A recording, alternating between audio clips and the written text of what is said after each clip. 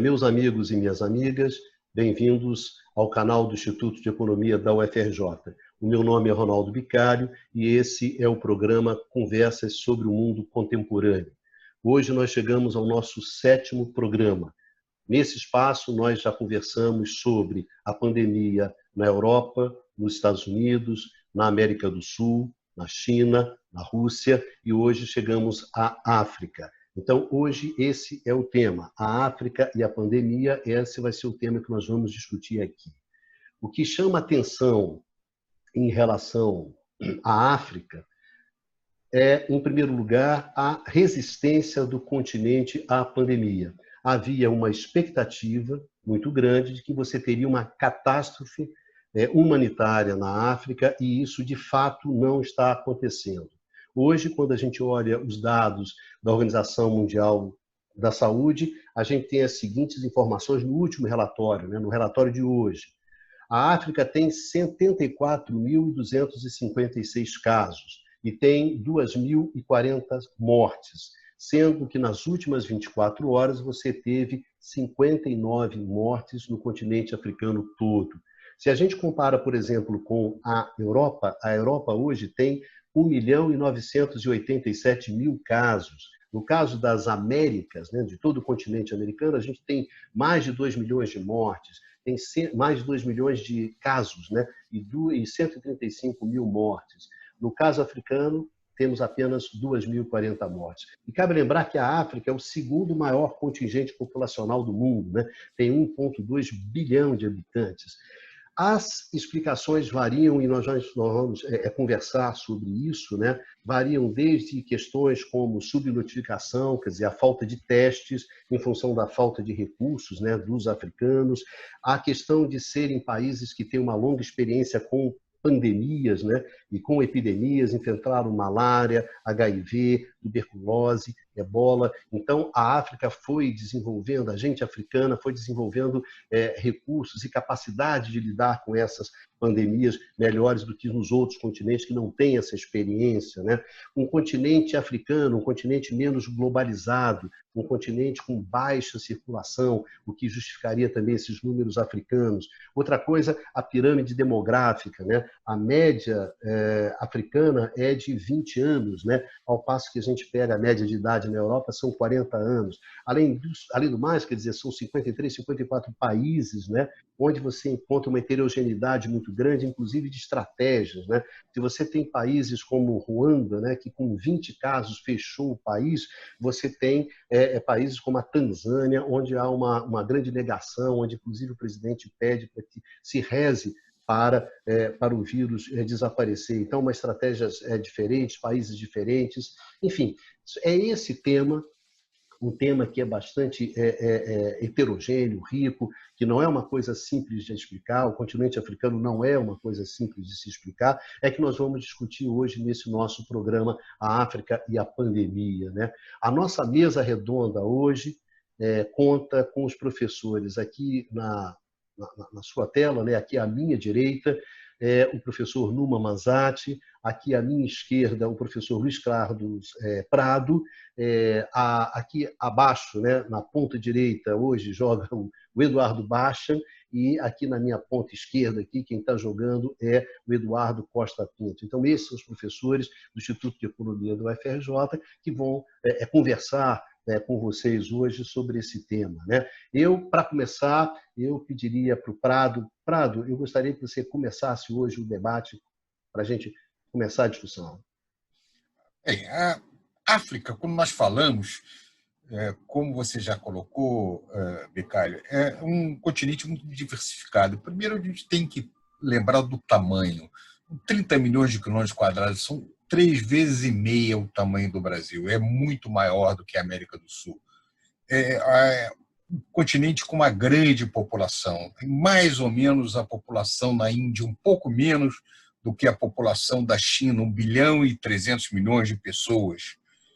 Então, realmente, nós estamos falando de uma dimensão muito grande, com uma geografia também muito diversificada.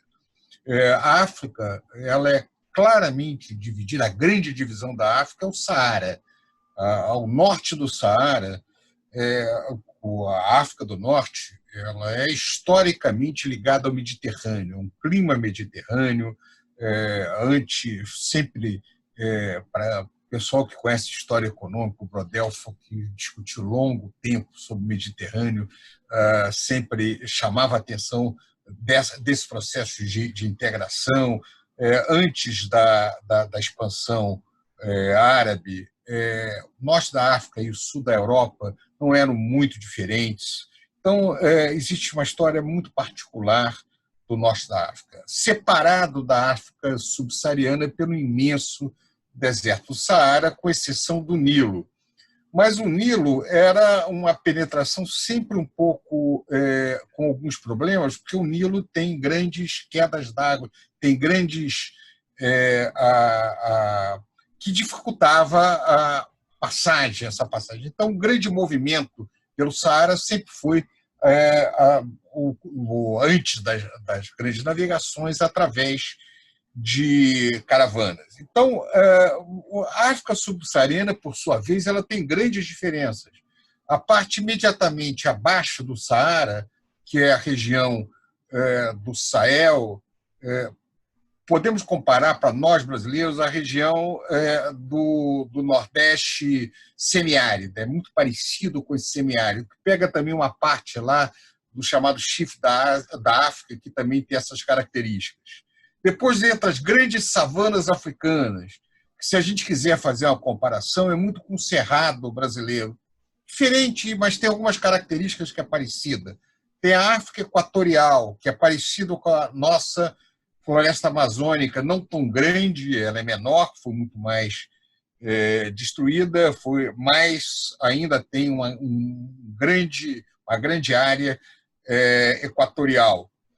Quando nós caminhamos em direção ao sul da África, há um processo de transição em direção a uma África, também um clima mediterrâneo lá embaixo, e depois um clima subtropical, muito parecido com o do sul do Brasil, com o da Argentina, e o deserto de Kalahari.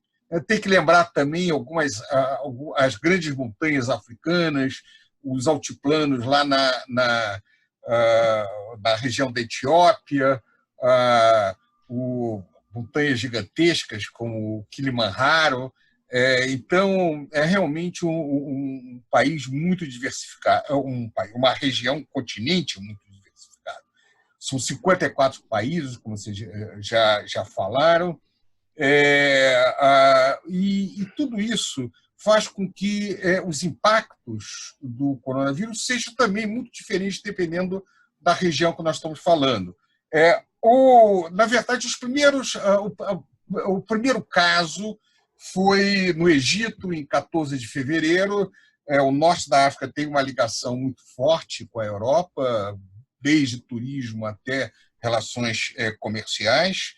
E o último país onde a pandemia chegou, o Lesoto, que é um pequeno estado incrustado lá na África do Sul, foi dia 13 de maio. Então, finalmente, todos os países africanos têm pelo menos um caso. Ele se espalhou pelo conjunto do continente. Havia, como o Bicalho falou uma expectativa que seria um grande desastre, mas não está sendo até agora. O que não quer dizer que não possa ainda vir a se tornar. Né? Pode ser que os impactos ainda venham a se fazer sentir com maior profundidade adiante. Mas há muitas diferenças. Países como a África do Sul, eles foram bastante impactados. Os países também no Índico, as ilhas, que têm um turismo muito grande, como Maiote, elas, relativamente à sua população, tiveram um número muito grande de casos. Um outro fator importante lembrar é que a Ásia ou a África teve um crescimento grande durante o período do boom das commodities. Entre 2003 e 2008 foi um crescimento razoável, e depois desacelera um pouquinho, você vai ter as mesmas diferenças que nós tivemos também na América do Sul, embora as taxas de crescimento da África são mais elevadas que o caso da América do Sul. Então, mais uma vez, dada a diversidade do território, o que se pode fazer, se nós quisermos fazer alguns comentários sobre esse processo, é escolher algumas regiões e discutir em algumas regiões que têm algumas características que chamam a atenção. Em especial, o que vale a pena se perguntar é em que ponto a experiência da África com grandes pandemias foi um fator que explicaria esse baixo nível de contaminação, ou é o fato de que as vias de transporte, principalmente no interior da África, são mais precárias? Até que ponto é a falta de testes que explica também, pelo menos nas estatísticas, um número relativamente pequeno?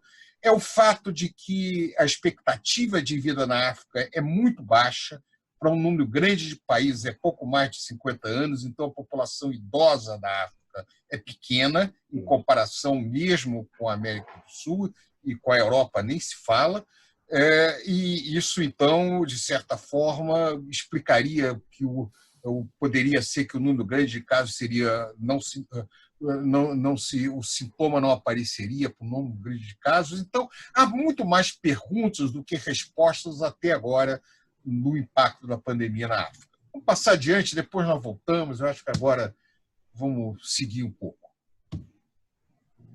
Bom, seguindo nessa linha, eu gostaria de perguntar o seguinte, quer dizer, vamos começar por uma questão que o Prado colocou, que é essa questão de que, antes de chegar a questão de, quer dizer, se você observa, quer dizer, quais são os países que têm mais casos, né? Você vai África do Sul, Egito, Argélia, acho que Marrocos.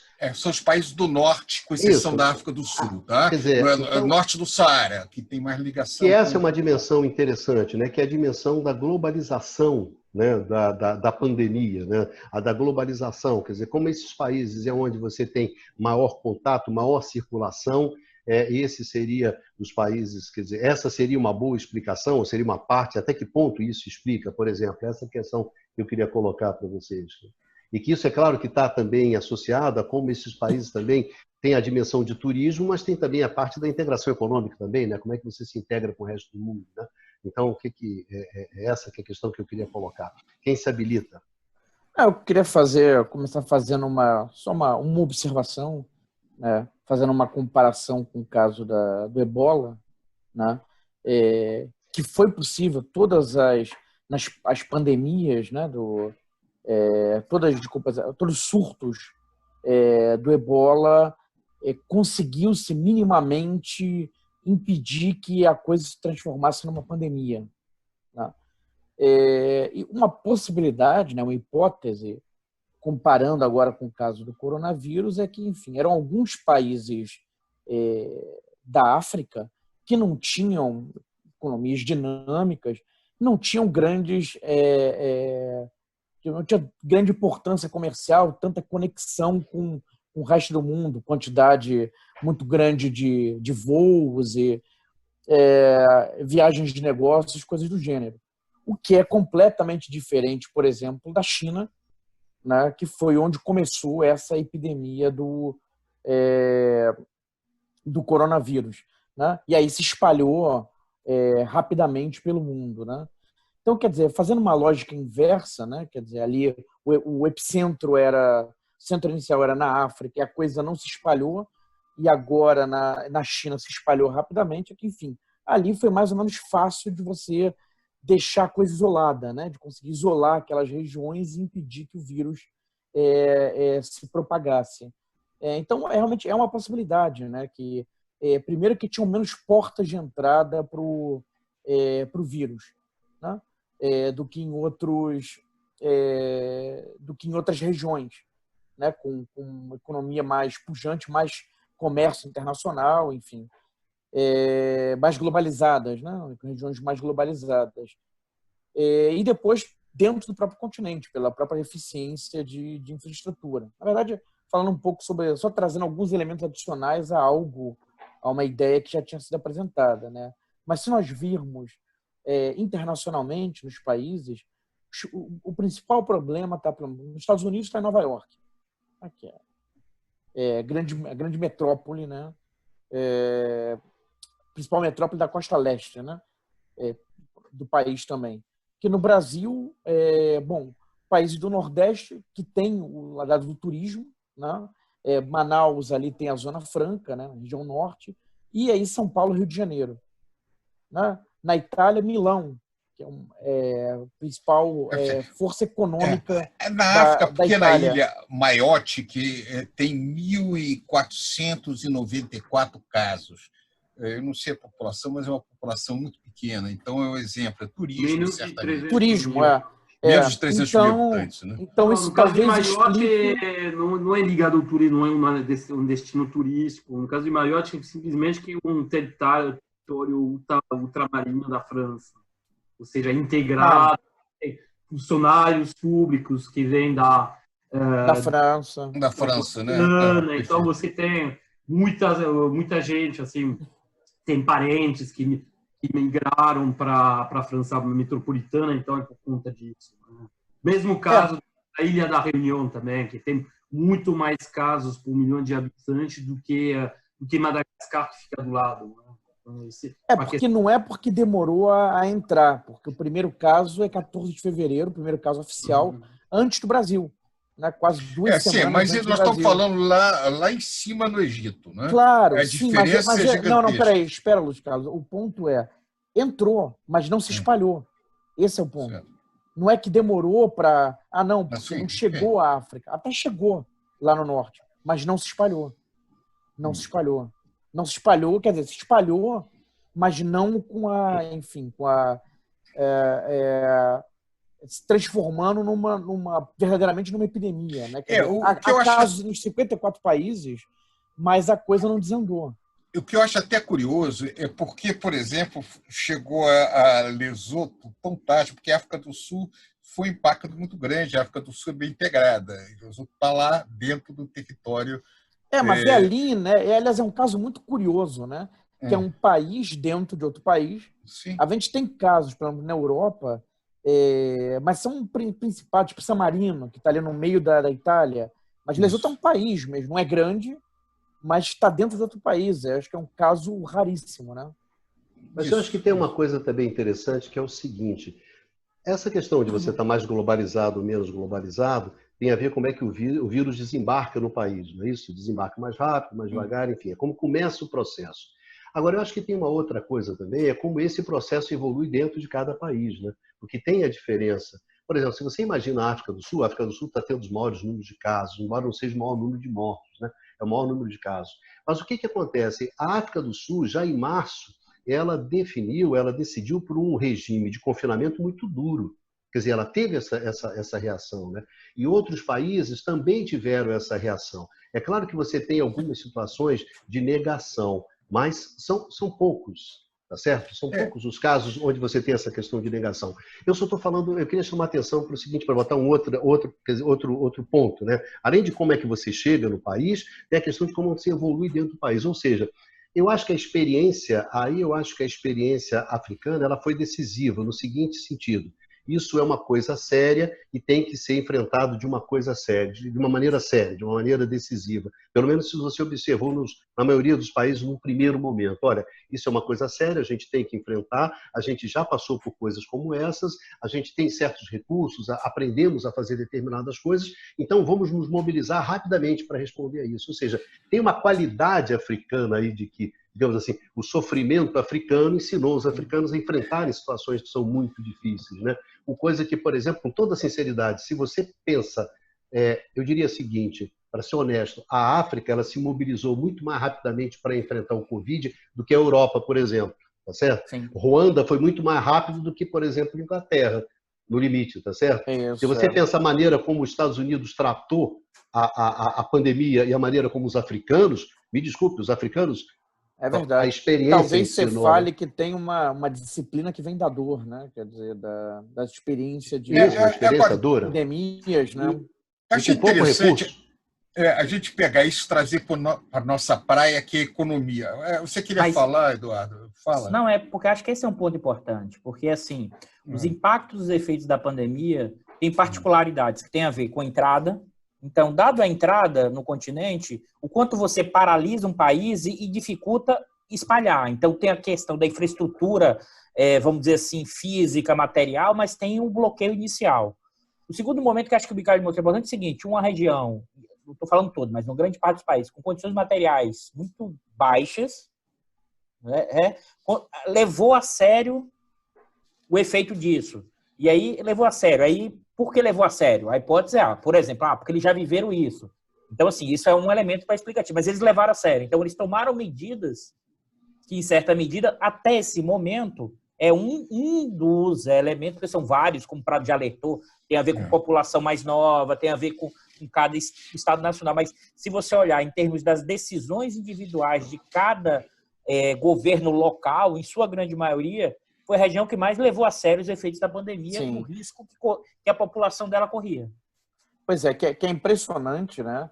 Aí trazer só alguns dados que são dados numa visão panorâmica, né? Que é da média do continente, né? E como o Carlos salientou bem, há muita diversidade, mas que mostra, na verdade, a vulnerabilidade, né, do continente para a pandemia, e a despeito disso não está acontecendo, né? O que acho que vai acabar indo na direção dessa disciplina também. Por exemplo, só Luiz Carlos, por favor, só 1/3 da população na África tem acesso à água potável para lavar as mãos. E a gente sabe que lavar as mãos é fundamental para impedir a propagação do vírus. Tá? Há menos de um médico para 1.000 habitantes. Tá? É um dado muito baixo. É a média, mas mostra um pouco, né, qual é o desafio na África. Né? E uma outra coisa até também da dificuldade da própria quarentena, né, do confinamento, é que grande parte do emprego na África é no setor informal. Tá? O que torna mais difícil, quer dizer, são pessoas que não têm garantias, né? E que acabam sendo forçadas a sair, em princípio, para buscar o seu sustento, na ausência de medidas que permitam que elas fiquem em casa. Né? E, particularmente, as mulheres, 90% das mulheres na África que trabalham no setor informal. Tá? Então, para famílias que têm a mulher como chefe da família, né, isso é particularmente dramático. Né? Mas indo ao encontro, Basti, do que você falou, se você observa, por exemplo, a África do Sul ela teve uma reação em março no qual ela fechou forte, um confinamento pesado, né? Mas o que está acontecendo agora quando ela tem novos casos, né? Voltou a crescer? Porque vai muito nisso que você está falando. O que acontece? Você não tem condições de manter as pessoas em casa. Então começa uma pressão do comércio, dos empresários. E aí a África do Sul, o que ela fez? Ela abriu. Aí quando ela abriu, ela teve uma onda que tem que fechar outra vez. Quer dizer, aí as limitações, isso tem muito a ver com aquela discussão que a gente teve, lembra, no primeiro programa dessa série, né? É que, na verdade, a pandemia ela coloca um desafio para o Estado. Ela coloca um desafio para as instituições, para aquela economia, no limite, um desafio para aquela sociedade. Né? E quais recursos que ela tem, como é que ela vai disputar aquilo, como é que ela vai enfrentar aquilo. Né?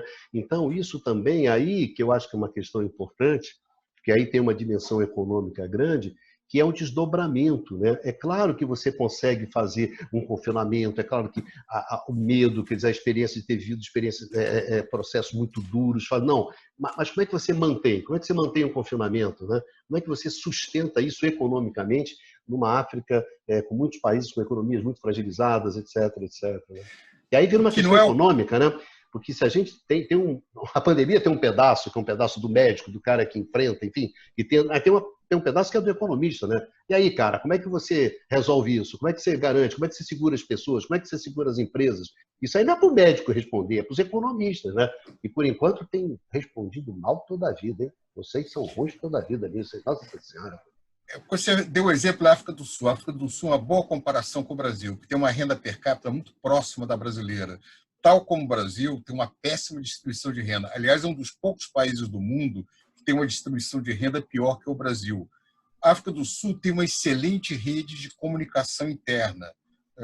Esse é outro país que eu viajei pelo interior, tem estradas excelentes. Isso é uma coisa, depois a gente podia fazer um programa de turismo. De turismo, né? Mas isso é outra hora. Mas viajar é trabalho, visitando para discussões econômicas, etc. Tem excelentes, tem autoestradas magníficas. Então, a capacidade de penetração do vírus também via a comunicação sul-africana, eu não tenho dúvida que é isso. Tal como o Brasil, é um país muito violento em termos de criminalidade. Tem uma história também de discriminação até bem mais complicada que a nossa, mas é outra situação. De qualquer maneira, por isso a questão não é só uma de capacidade econômica. Você pega outros países muito mais pobres, você pega, por exemplo, Serra Leoa, você pega outras, Togo, o número de casos é relativamente muito menor. Então, não dá para explicar, olha, o país é mais rico, tem mais capacidade econômica, então reage melhor. Pelo menos, se você olha os dados, não é isso que parece indicar. Agora, o que é interessante é que alguns países exportadores de petróleo, como Nigéria e Egito, foram países muito afetados. Então, eu acho que Costa Pinto, que é o cara que trabalha mais com essa questão de exportação de petróleo, conhece isso melhor, talvez possa fazer algum comentário. Mas só antes de passar para o... Vamos chamar o Numa, né? Porque o Numa está encalado. O Numa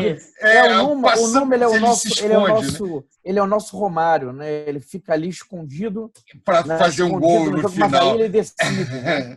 Vai lá, Numa. E é importante, Numa, você entrar antes na discussão do petróleo para dar o panorama, ou seja, como é que a África chegou, a África enquanto região, em termos econômicos, nos últimos tempos, para pensar o enfrentamento da pandemia? No caso da África, a gente pôde... Obrigado, gente, para me chamar para o jogo. É que hoje ele está na lateral direita, estava acostumado a jogar no ataque, hoje ele recuou aqui para hoje ele estava chinelinho. Hoje ele está aqui. Vamos botar ele para trabalhar. Está na defesa. Confesso que eu não tinha tanto conhecimento sobre o avanço da doença na África para intervir muito no debate, mas na questão econômica, de fato, a gente tem que pensar que existem várias realidades da África. Você tem países que são, de fato, muito relativamente integrados dentro da economia internacional, particularmente através da integração produtiva e do turismo. E aí, claramente, a gente encontra nesse grupo os países da África do Norte, alguns países da África subsaariana, Quênia, Nigéria também, e, obviamente, a África do Sul. A África do Sul é do continente o país mais integrado nesse aspecto, né? Tanto produtivamente, porque você tem o país com a maior intensidade de produção industrial, e também, assim, no ponto de vista do turismo, no ponto de vista também das interações com o resto do mundo. Tá?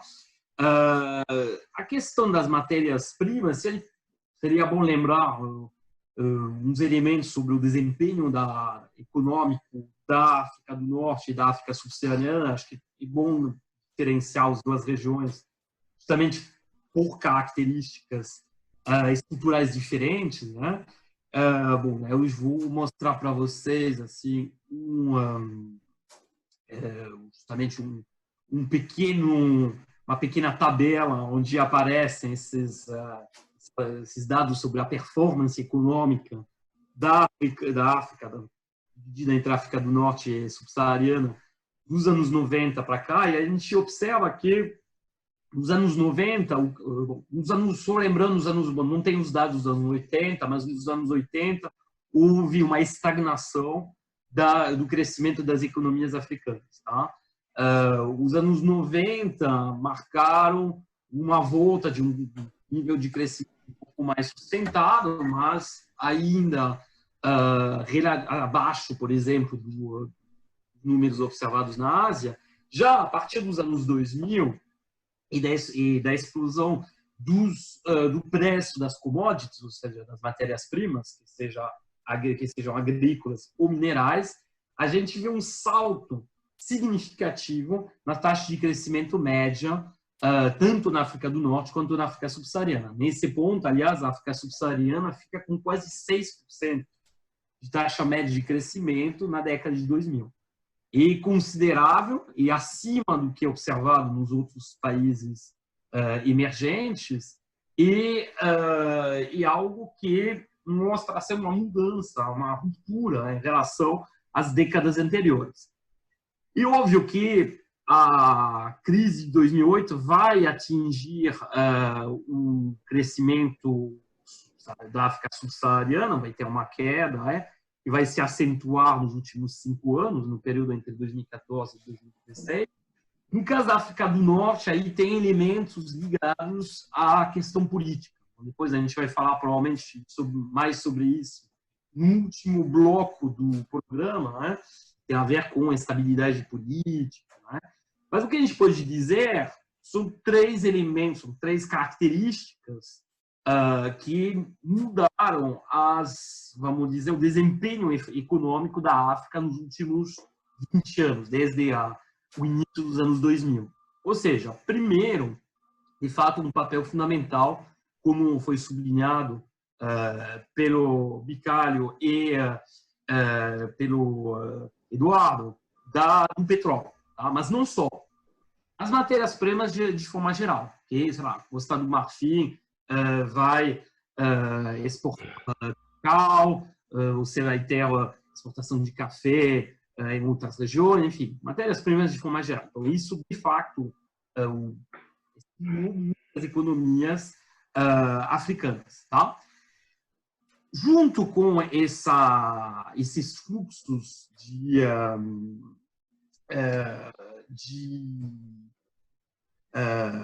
divisas ligadas às exportações de matérias-primas, você teve um aumento considerável também nos investimentos diretos na África, investimentos tanto na parte produtiva, e aí nesse sentido o papel da China foi fundamental. Então, por exemplo, a China tem industrializado, tem colocado muitas instalações produtivas em determinados países da África. Bom, o caso da Etiópia, por exemplo, é um caso simbólico disso, mas você tem também elementos, tem unidades produtivas controladas pela China que se espalharam em outros países, Argélia, numa medida menor também na própria Nigéria, em outros países, E justamente, provavelmente, a África vai ser cada vez mais integrada produtivamente com a China, e a China, na sua vontade de articular suas próprias cadeias de valores,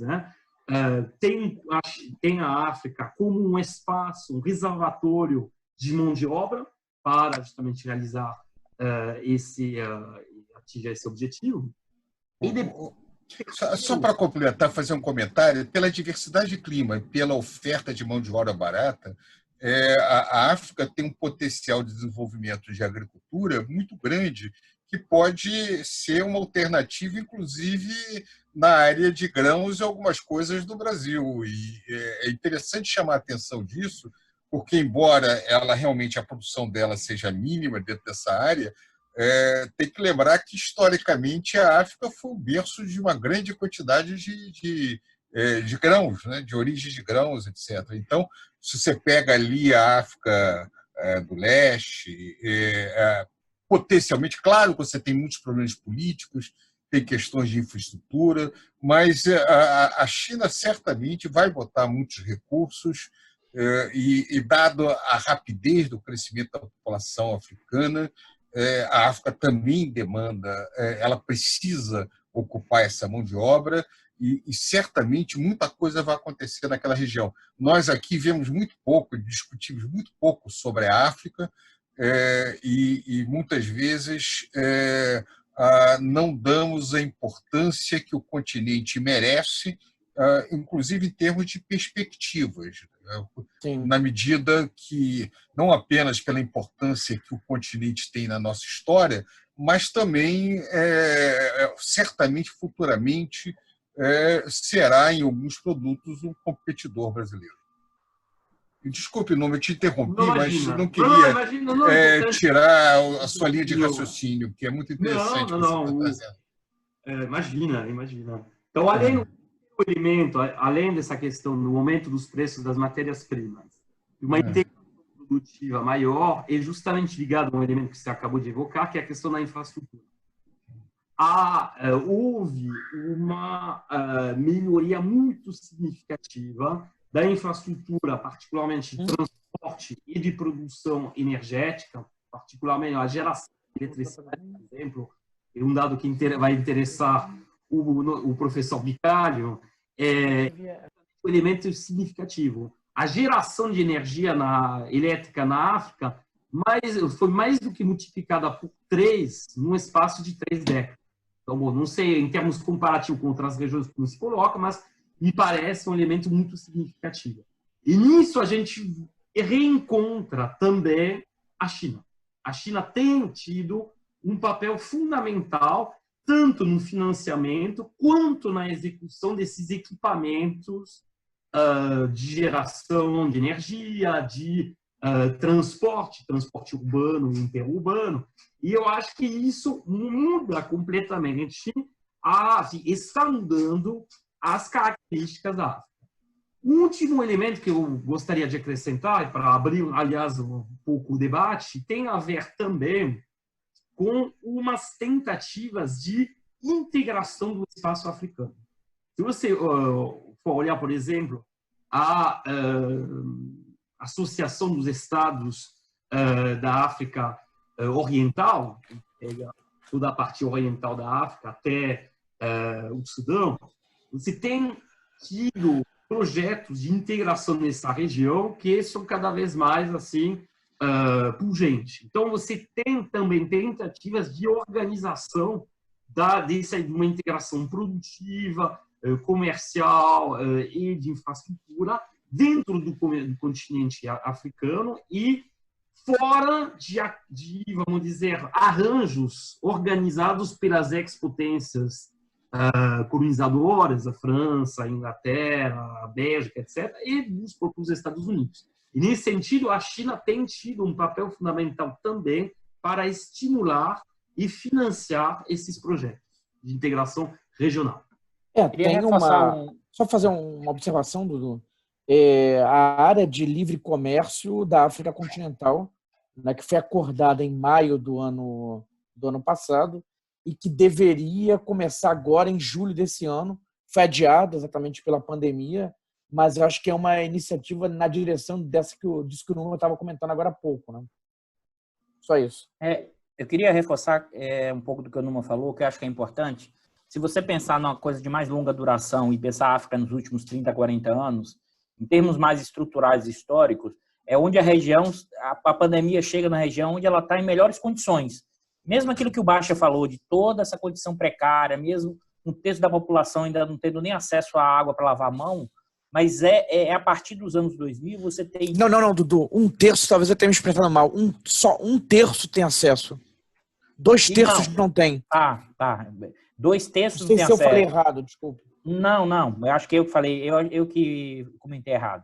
Mas a questão toda que se coloca é o seguinte: se você voltar isso no tempo, 10, 15 anos atrás, isso provavelmente era mais ainda do que 2/3 as pessoas que não tinham acesso à água potável. Eu estou querendo dizer o seguinte: em termos de mais longa duração, ou seja, em termos mais estruturais, a África hoje, dado que foi o efeito do aumento do preço das commodities, e aí a questão mineral, a questão energética, como a China entra nessas regiões para o quê? Para garantir o suprimento de fornecimentos de minerais e também, Prado, é um ponto interessante que você levantou, e vários países também entraram, principalmente nos anos 2000, na discussão das terras. Então, o Brasil, lá tem o ProSavana, Moçambique, o Brasil participava do ProSavana, que era um projeto de expansão do agronegócio.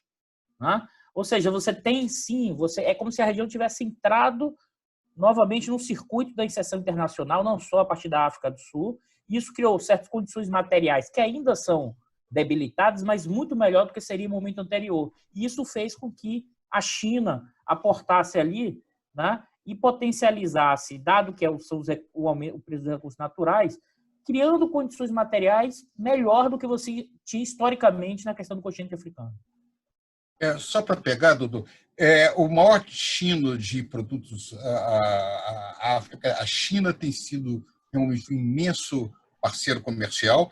Agora, no continente, a África do Sul também tem um papel-chave. O que é interessante é que, apesar da África do Sul ser o principal parceiro comercial intra-África, apesar disso, não se espalhou tão rapidamente a doença para outros países, né? Porque seria razoável supor, a partir do momento em que a África do Sul tem um índice de contaminação tão grande, e ela é o principal parceiro comercial, principalmente dos países realmente do Sul da África, mas também de outros países da região, pela sua importância como manufatura, como destino, inclusive, de trabalhos de imigrantes internos, etc., que isso, de alguma maneira, afetasse os outros países. Por isso, claro, é difícil saber agora, não é impossível que o que a gente esteja vendo seja um processo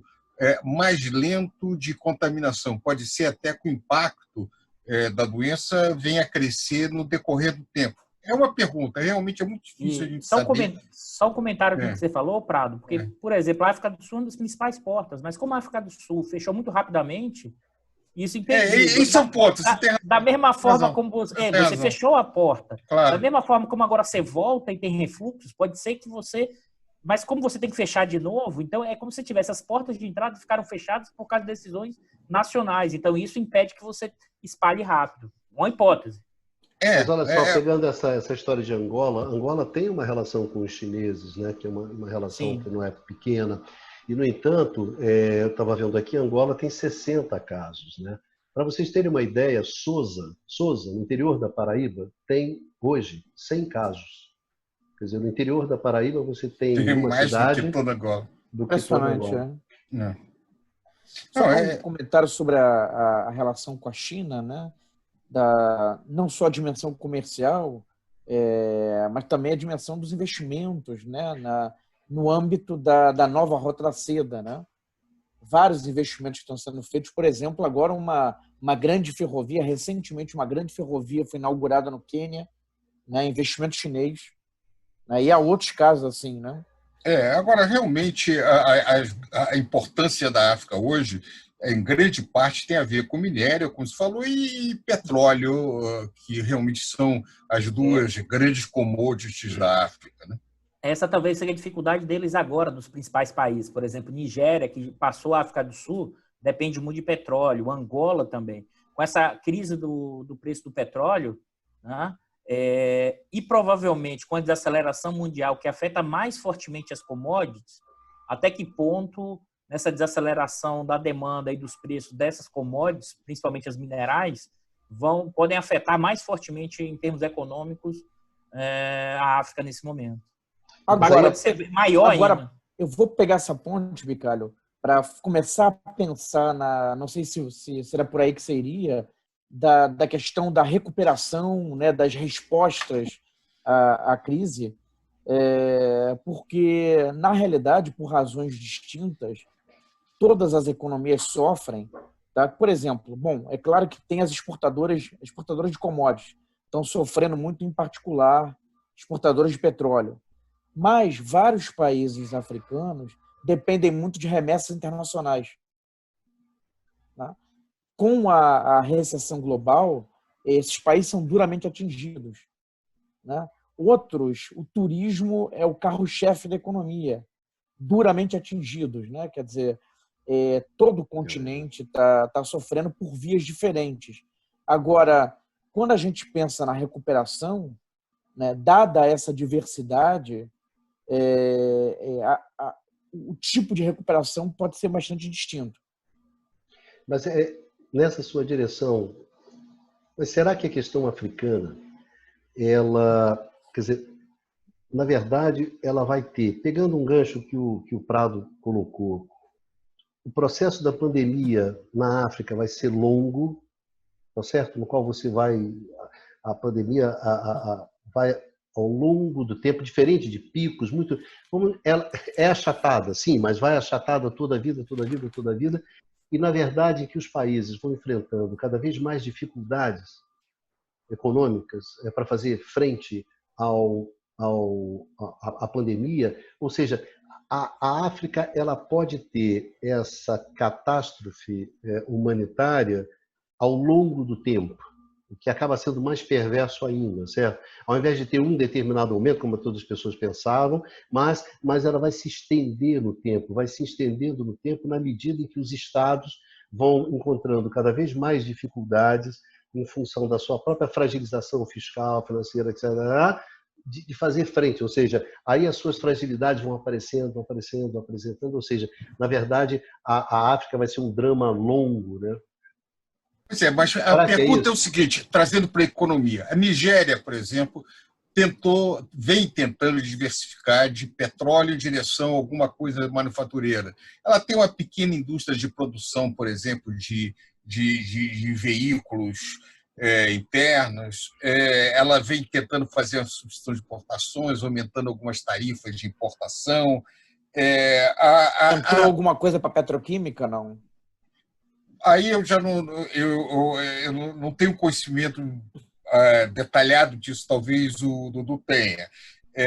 Eu sei que a Nigéria vem tentando, na área de ter alguma coisa de equipamentos de eletrônico, alguma coisa na produção de automóveis. Toda essa região também tem uma tradição têxtil local, nativa, muito grande, então, de alguma maneira, tentar aumentar a produção, aumentar a parte de beneficiamento doméstico dentro disso aí. Então, seria natural que parte desses países muito populosos, com grandes populações urbanas e que vem crescendo nos últimos anos, começar a ampliar um pouquinho a sua produção doméstica.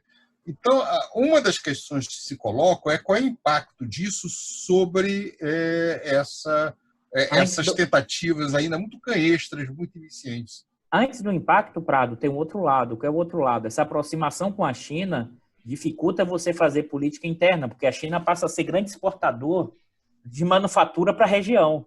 Tem a contrapartida.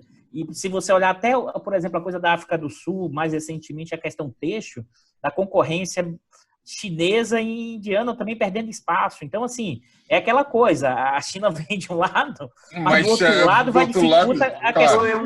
Isso é um ponto fundamental que apontou o Eduardo. Por exemplo, você tinha uma produção artesanal e semi-industrial muito enraizada e muito, vamos dizer, localizada na África subsaariana em particular. Não tem dados gerais, mas se você pega o caso de um país como a Costa do Marfim, no caso da Costa do Marfim, hoje, mais de 90% do têxtil, assim, do consumo de têxtil lá, é realizado e importado hoje em dia da China. Ou seja, esse processo foi muito rápido, né? Sendo que 20 anos atrás, 100% da produção e do consumo local era atendido pela produção local. Então, você tem, nesse sentido, uma desindustrialização, uma artenaria, assim, uma queda da produção artesanal comparável no seu tamanho àquela que a gente observou na segunda metade do século XIX na Índia, em relação à Inglaterra, no período da Revolução Industrial. Então, é algo muito parecido. Então, de um lado, de fato, a China ajuda, mas de fato também tem essas problemáticas que se colocam. Tá? E outro problema é que já foi tocado pelo Luiz Carlos, que as produções relocalizadas da China são produções, por definição, de baixíssimo valor adicionado. Tá? Então, mas, ao mesmo tempo, em países onde o nível de industrialização é baixo, em alguma medida, isso pode iniciar um processo de industrialização. Importado, certo, mas é algo positivo. Né? Só um comentário, Dudu. O grande interesse da China na África é garantir suprimento de matérias-primas e mercado para os seus produtos industrializados. Né? Então... acho que é um ponto que o Numan trouxe, que é o seguinte: você tinha ainda uma produção muito artesanal na questão, em vários países da África, porque você tinha uma estrutura produtiva não integrada. A partir do momento que você começou a integrar, você perde toda essa coisa artesanal ainda da produção local e ela vai toda para o espaço. Então, assim, isso que seria uma ponta de lança de, em algum momento, uma transição para a indústria, isso desaparece, eu acho. Agora, o que o Prado alertou é o seguinte: talvez alguns países maiores coloquem tipo barreira. Então, assim, chinês, vocês vão exportar carros aqui para mim, eu boto uma barreira e você bota a fábrica aqui. Mas eu acho que a Nigéria não tem uma escala de um mercado para ter essa capacidade de negociação com a China. Então, eu acho que a tendência, Prado, é desindustrializar. Já era baixo, mas é uma tendência de industrialização nesse momento, dada essa interação. Claro, assim, como cada país, a depender de sua força, pode ter alguma diferenciação. Mas eu acho que a tendência é aumentar a desindustrialização, mesmo eles tentando projetos específicos, como você bem falou, da questão da Nigéria. O problema, isso é o caso clássico da proto-industrialização, que ou ela avança para a industrialização, ela desaparece. Você tem o Império Otomano no século XIX, você tem uma infinidade de países. Mas vamos trazer a questão para a África. Você tem um desenho, se segue nesse sentido, se a África caminhar no sentido de ser apenas um produtor de produtos primários, o problema que nós temos aqui no Brasil, no caso do continente, será gigantesco. Ou seja, a população na África cresce a uma velocidade muito mais elevada que outras regiões do mundo. Claro que, na medida em que a região se modernize, como em outros lugares, você terá a transição demográfica. Mas, de qualquer maneira, essa é uma questão que o crescimento da oferta de trabalho é muito grande no caso da África. Soma-se a isso ao fato da questão nacional da África ser um grande problema, na medida em que os países africanos foram desenhados no século XIX a partir de decisões feitas na Europa sem levar em conta as realidades étnicas, linguísticas, etc., locais, e a herança disso são fronteiras complicadíssimas. Além disso, soma-se os problemas clássicos de corrupção, de estruturas, de instituições muito frágeis, de elevada mortalidade, uma série de outras doenças, porque lá não é só o problema de surtos eventuais que tiveram, por exemplo, no caso que ocorreram na África Equatorial, no caso do ebola, mas você tem uma série de outras doenças tropicais que afetam o continente, desde da malária e a AIDS, que teve um impacto gigantesco na África do Sul e em vários outros países da África subsaariana. O HIV contaminou uma quantidade muito grande de jovens adultos africanos. Então, isso gera um problema geopolítico que não é o nosso objetivo, que é a questão das ondas de migração em direção à Europa, que tem tantos problemas desestabilizadores também na Europa que nós conhecemos. Então, uma boa questão é o seguinte: até que ponto o impacto da Covid-19 vai ter sobre a pressão migratória da África e as consequências disso para a Europa, que vai tentar se fechar mais ainda. Então, Talvez... se existem tantos problemas de mortes no Mediterrâneo em função desses movimentos migratórios, uma boa pergunta de reflexão será que isso aumentará ou reduzirá em função do fechamento de movimentos de população? Você ia falar, desculpa. Não, é um comentário que eu ia fazer. Acho que, sim, até já pegando o gancho da sua questão, pensar o seguinte: o primeiro, o que significa você, na questão chinesa, a produção de subsistência?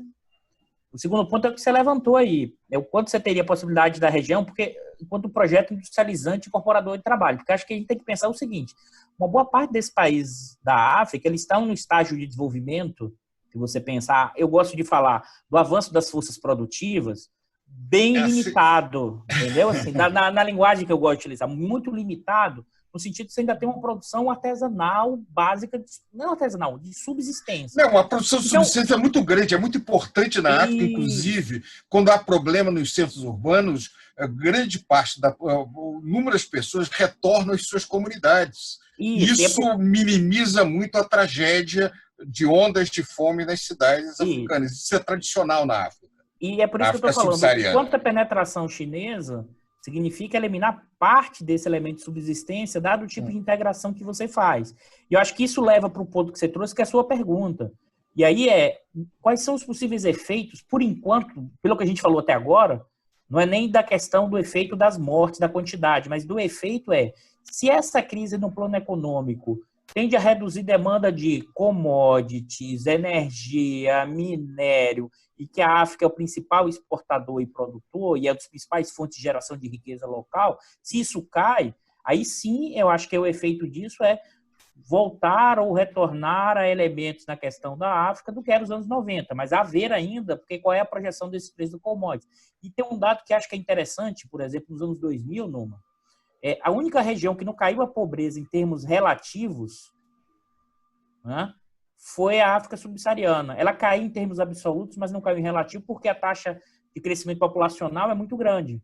Então, assim, a única região do mundo em que, em termos relativos, a pobreza absoluta não caiu foi a África, apesar de ter caído em termos absolutos por causa da questão do populacional. Ou seja, tem uma mudança aí de perfil, mas aí acho que é o ponto, Prado. Eu acho que aí tem mais a ver com as possíveis dinâmicas do mercado de commodity, né? Que ainda é um elemento importante na questão preço, quantidade, que é um elemento ainda fundamental, principalmente aí eu estou falando na África subsaariana, tá?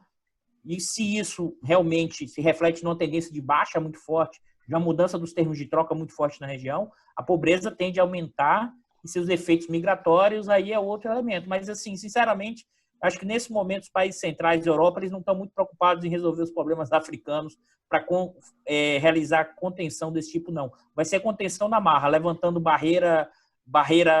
muros e não deixando entrar, do que preocupado com a questão local, não, Prado. Assim, essa é a minha percepção. Senhores, posso me colocar aqui? Bom, eu vou fazer o meu papel de âncora, né? Esse é o meu papel, abrir e fechar essa reunião para dar um certo tempo para ela.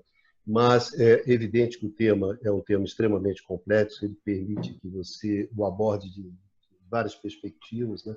A gente não tem a menor pretensão de esgotar esse tema aqui, não só porque, na medida em que esse é um programa que ele tem a continuidade, né? A gente vai voltar fatalmente a discutir esses temas, não há, acho um pouco incontornável isso, ter um programa que chama Conversa sobre o Mundo Contemporâneo e não voltar, né, para discutir África mais lá na frente, né? Então, eu agora apontando esse final de programa, eu gostaria de pedir que cada um de vocês fizesse justamente aquele fechamento que a gente faz normalmente no programa, que é falar um pouco sobre isso, quer dizer, como vocês veem esse tema, né? A África e a pandemia. começar pelo Numa, né? Numa ia começar uma coisa que eu dei uma cortada. Numa faz parte do jogo. O jogo só tem 90 minutos. Numa. No caso, não é para falar 10 60, minutos né? agora, não, hein, Numa? Numa, como não é para que você... falar 10 minutos agora, não, Numa. O Baixa está controlando aí, hein, no... controlando o âncora. Mas tá certo. Isso aqui que deve ser o tal do check and balance, né? Deve ser isso, né? Pesos e contrapesos, deve ser isso. Não, é o ombudsman. O ombudsman, né? E o Numa que é tímido, que fala pouco, pode falar 10 minutos se você quiser. Numa, como é que você vê essa coisa? Não, o Decano falou agora. Se você pudesse... Eu queria só lembrar... Se você pudesse sintetizar alguns isso. dados, assim, que justamente tem a ver um pouco com... que ao mesmo tempo tem a ver com o que foi tratado até agora, o que foi falado até agora, e que dá, acho, um fechamento um pouco do ponto de vista econômico. O PIB nominal da África, do continente africano como um todo, gira em volta de 2.700 bilhões de dólares para 2019. Tá? Ou seja, para um continente que abriga hoje mais de 1,3 bilhões de pessoas, você tem um PIB nominal que é inferior ao PIB nominal da França. Tem 65 milhões de pessoas. Ou seja, a relevância econômica, o peso econômico da África, por enquanto, é imensamente inferior ao seu peso demográfico, cultural, histórico. Isso é um fato que de uma certa forma, isso foi evocado particularmente pelo Eduardo e pelo Luiz Carlos.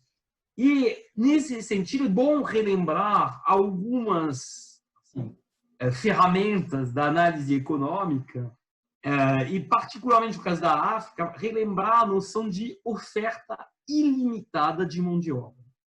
É uma noção de economia que foi cunhada pelo Arthur Lewis, foi um grande economista de origem oriundo de Santa Lucia, da ilha de Santa Lucia. Prêmio Nobel, né? Exatamente. Foi prêmio Nobel de Economia, que justamente trabalhou muito na África. O Arthur Lewis foi o principal conselheiro econômico de uma das grandes lideranças políticas africanas, que foi o Nkrumah, o pai do panafricanismo. E, infelizmente, as descrições assim, estruturais que fez o Arthur Lewis no caso da Gold Coast, que hoje em dia é o Ghana, né, ainda são válidas para a maior parte das economias africanas hoje. Ou seja, uma grande heterogeneidade estrutural. E, particularmente, a combinação, assim, a coexistência de um setor moderno, em geral ligado à exportação de matérias-primas, que sejam alimentos ou minerais, e, do outro lado, um imenso setor atrasado, né, que pode ser, obviamente, ligado às atividades de subsistência numa parte agrícola, mas também que tem a ver com as atividades urbanas, porque não esqueçamos que houve um imenso crescimento das cidades, houve um movimento de urbanização na África, muitas vezes descontrolado, sem as infraestruturas urbanas que a poderiam acompanhar, e, na verdade, houve um aprofundamento dessas condições de heterogeneidade estrutural que descrevia o Arthur Lewis lá nos anos 50, imediatamente após o início do processo de descolonização. E aí eu só gostaria de fechar para dizer o seguinte: um elemento que a gente não teve tempo de evocar, que é um elemento fundamental, é a questão do imperialismo na África. Da influência, muitas vezes nefasta, exercida pelas ex-potências colonizadoras, que sejam a França, a Inglaterra, mas também, no caso da Bélgica, para o Congo-Kinshasa, ex-Zaire, né? Você poderia dizer que as lideranças, muitas vezes lideranças que foram que surgiram depois do movimento de descolonização foram lideranças que só se mantiveram no poder enquanto elas tinham a aprovação dessas ex-potências coloniais. Tá? Por exemplo, os movimentos, assim, vamos dizer, as lideranças que queriam se emancipar desse controle mais ou menos direto exercido pelas ex-potências colonizadoras, que seja o nasserismo no Egito, o próprio Nkrumah panafricanista, o Lumumba, Patrícia Lumumba, que é muito importante. Claro. O Bourguiba, todas essas lideranças nacionalistas, que em geral também eram que tinham uma visão secular do processo de modernização. A gente não falou tampouco das questões religiosas, que são muito fortes hoje em dia, e que criam fraturas fortes, tanto entre os países quanto dentro dos próprios países. No caso da Nigéria, você tem na prática uma situação de quase guerra civil, você tem guerra civil na Líbia, você tem, assim, em guerra civil no Tchad, tem, assim, teve desestabilização interna. Teve Angola, né, Noma? Como? Em Angola, guerra civil enorme. Aí Filipe, Sudão... A tendência das ex-potências colonizadoras, com o apoio forte dos Estados Unidos, sempre foi de tentar acabar com esses projetos autônomos, com esses projetos assim modernizantes, para privilegiar uma elite cooptada e que, na verdade, permite a manutenção da influência que eles exercem sobre a região. Tá? E, nesse sentido, é bom lembrar também que a África do Sul, no caso da parte sul da África subsaariana, teve um papel muito grande também para ajudar essas potências, para ajudar os Estados Unidos a controlar movimentos, vamos dizer, modernizantes. Tá?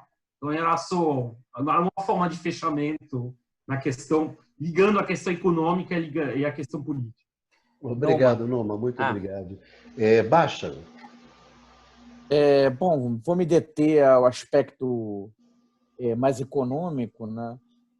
As previsões, o cenário mais pessimista do Banco de Desenvolvimento da África, da Comissão Econômica para a África, dão conta de uma queda de 2,6%, 2,8% do PIB. Né? Esses são cenários pessimistas. Se ocorrer um cenário como esse, isso vai significar que 29 milhões de pessoas serão empurradas para a pobreza, tá? No continente, o que é um dado chocante. Né? Então, talvez a gente possa discutir em outro programa, né, o que fazer para impedir um cenário dessa natureza. Né? As respostas e a dinâmica vai depender das características estruturais de cada país, que foram salientadas aqui pelos amigos. Agora, do ponto de vista de respostas mais das políticas instrumentais, elas têm sido feitas, né? Políticas monetárias, fiscais, cambiais, medidas de suporte à renda, programas sociais. Tá? A resposta em termos de fechamento foi rápida e também, do ponto de vista dessas políticas, também foi rápida. Agora, a tendência é que não sejam suficientes para deter um quadro um quadro social muito grave. Né? E aí há um elemento que ainda não foi colocado, que é a questão do endividamento externo. Né? Muitos países africanos tiveram uma piora relevante dos seus indicadores de solvência externa, de vulnerabilidade externa nos últimos anos, muito por conta de investimentos que foram feitos em infraestrutura utilizando capital estrangeiro. Tá? Então, a resposta da África e a capacidade de resposta da África passa também por essa questão da dívida externa. Tá? Algumas medidas têm sido tomadas, o G20 suspendeu né, os pagamentos que a África tinha que fazer até o final do ano. Agora, mais tem que ser feito, né? E tem que vir ajuda de fora. Tá? A conta que uma dessas duas instituições fez, eu acho que foi o Banco de Desenvolvimento da África, é que serão precisos 200 bilhões de dólares, né, para permitir a recuperação do continente. E até aqui, o que foi oferecido por instituições multilaterais e afins foi 57 bilhões de dólares, né? Muito aquém do que é necessário. Dudu, África e pandemia. Vamos lá. Numa, eu vou pegar o seu gancho, porque você não fechou, você abriu inquietação para o debate futuro sobre a África. Mas vamos lá, eu vou ser sintético. E por que eu estou falando isso? Para a gente entender a África hoje, seus países, suas contradições, no âmbito da pandemia, você trouxe o elemento fundamental, que é o elemento histórico, o elemento do imperialismo. Ou seja, você criou limites territoriais completamente, vamos dizer, falseados, dado que eram as questões locais, as questões regionais. Você tensionou e criou tensões enormes, impedindo qualquer processo da questão autônoma. E aí você trouxe um ponto que é o seguinte, a dificuldade na questão econômica gerar a ampliação da riqueza, mas aí é um ponto que a gente pode pressionar, mas ao mesmo tempo a riqueza cultural que significa o continente africano, ou seja, o quanto das dimensões da origem, inclusive brasileira, na sua formação histórica, ou seja, outras dimensões na questão, inclusive, da produção mais comunitária, né? Em termos da produção, que ainda tem dessa questão da produção artesanal, o quanto isso gera uma reconfiguração diferente com essa inserção nova. São questões que eu não vou responder aqui, acho que talvez para um próximo programa que eu acho fundamental, mas para mim essa questão do imperialismo, para entender o que é essa desigualdade profunda, condições materiais muito debilitadas na questão africana, é o tipo de inserção que o imperialismo teve naquela região ao longo da sua formação histórica. Eu acho que isso é um elemento fundamental. E a questão para frente e aí que o Bárcia já trouxe, para mim o quanto o mercado de commodities, demanda e preço, se for muito afetado na pós-pandemia, a tendência é que esse país, e os países dessa região, provoque uma desaceleração econômica, uma perda enorme de riqueza e renda e uma piora ainda maior nos seus processos históricos. Obrigado, Dudu. Professor Prado, nosso decano, África e pandemia. Bem, o tema que o Numa levantou do panafricanismo, pouca gente do Brasil fala sobre isso, é fundamental. Inclusive, eu acho que é uma provocação interessante, talvez no futuro nós deveríamos retornar a isso. Tem figuras históricas como Senghor, Nyerere, grandes nomes da tradição do movimento de liberação africana, que teve um impacto muito grande, inclusive no Caribe, e que merece ser recuperado. Inclusive o tema de por que tantas esperanças com a independência da África subsaariana a partir da década de 60 não produzir os efeitos. Diferente do caso da América Latina, que, bem ou mal, um grupo de países chegou à renda média, como Brasil, México e outros que realmente se transformaram ao longo desse período. Na África, isso não ocorreu.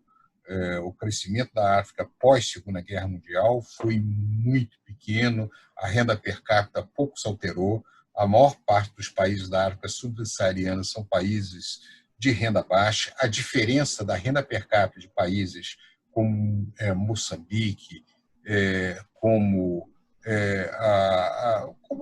vários outros que eu posso falar, Congo, o Chad, etc., para um país como o Brasil, é quase a diferença do Brasil para esses países, é quase o dobro da diferença dos Estados Unidos para o Brasil. Ou seja, nós estamos falando de países com renda muito baixa, com um padrão de vida realmente muito baixo e que vão enfrentar nos próximos anos situações muito difíceis, com taxas de crescimento da população muito grande, o que obriga que eles tenham uma taxa de crescimento per capita, do PIB mais elevada para compensar isso, pelo menos até iniciar o processo de transição demográfica. Então, nesse sentido, eu entendo que esse programa abre muito mais questões do que ele fecha. E também é um momento interessante, porque a universidade brasileira, e principalmente os cursos de economia, discutem muito pouco a África, que é tão importante para nós historicamente, e como o Eduardo falou, como o Dudu falou, inclusive na formação histórica nossa, né? Vou fazer só um comentário, lembrar que tem um professor nosso licenciado que sempre fez essa discussão no Instituto de Economia, que é o Marcelo Paixão. É verdade, é verdade. Que nós precisamos discutir isso. Eu me lembro, nós tínhamos aqui um grande especialista, não na UFRJ, era daquele meio que se chamava assim, não estou me lembrando agora o nome dele, tem alguns grandes pensadores sobre a África que estudaram a economia africana, que merecem ser recuperados para que a gente possa, no futuro, trazer outros programas que venham a discutir esse continente, que é importante para o Brasil, principalmente para o Brasil contemporâneo. Bom, obrigado, Prado. Bom, hoje a gente, sem dúvida, estourou um pouco o nosso tempo, né? Mas acho que valeu a pena, né? Porque discutimos um tema, como o Prado chamou a atenção, é um tema que tem ficado um pouco ausente do debate atual da pandemia, né? Pouco se fala sobre a África, né? Eu acho que quando a gente resolveu fazer esse programa, uma das intenções da gente foi justamente abrir espaço para essa discussão, quando se tem muito pouco espaço para ela, né? Então, queria agradecer muito ao Numa, ao Pradinho, ao Bastian, ao Dudu, por ter, né, trazido a experiência, o conhecimento deles para essa mesa redonda, para esse nosso debate. Queria agradecer muito aos nossos amigos e às nossas amigas, né, que nos acompanham, que vieram assistindo a gente até esse momento. Lembrar que vocês têm acesso, né, a esse programa também no formato de podcast, né? Pode buscar por canal IE-FRJ em qualquer plataforma dessas de podcast que vocês encontram esse programa e os outros programas, né, do canal do Instituto de Economia do UFRJ, também nesse formato de podcast. Então, muito obrigados a todos e nos encontramos na próxima semana aqui no canal do IE, da UFRJ, com o nosso programa Conversas sobre o Mundo Contemporâneo. Nos vemos na próxima semana.